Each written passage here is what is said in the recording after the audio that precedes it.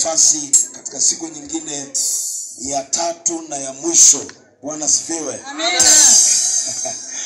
Tumekuwa tukinena kwa habari ya siku tatu za nguvu ya Mungu, za neema, siku tatu za baraka, siku tatu za matendo makuu ya Mungu.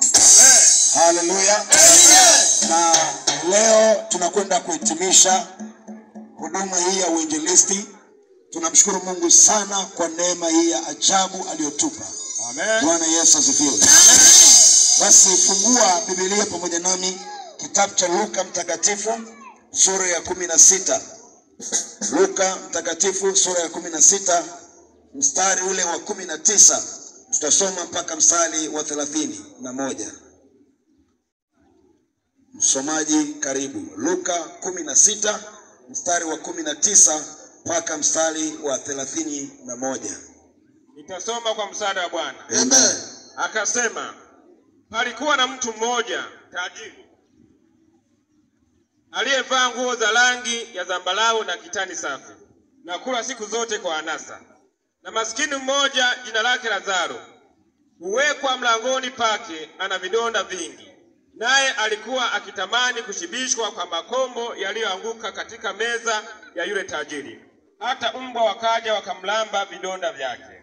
Ikawa yule maskini alikufa, akachukuliwa na malaika mpaka kifuani mwa Ibrahimu. Yule tajiri naye akafa, akazikwa. Basi kule kuzimu aliyainua macho yake, alipokuwa katika mateso, akamwona Ibrahimu kwa mbali na Lazaro kifuani mwake. Akalia akasema, baba Ibrahimu, nihurumie, umtume Lazaro achovye ncha ya kidole chake majini, auburudishe ulimi wangu, kwa sababu ninateswa katika moto huu. Ibrahimu akasema, mwanangu, kumbuka kwamba wewe uliyapokea mambo mema yako katika maisha yako, na Lazaro vivyo alipata mabaya, na sasa yeye yupo hapa anafarijiwa, na wewe unaumizwa. Na zaidi ya hayo, kati yetu sisi na ninyi mmewekwa shimo kubwa, ili wale watokao kutoka huko kwenda kwenu wasiweze, wala watu wa kwenu wasivuke kuja kwetu. Akasema, basi baba, nakuomba umtume nyumbani kwa baba yangu, kwa kuwa ninao ndugu 5, ili washuhudie, wasije wao pia wakafika mahali hapa wao.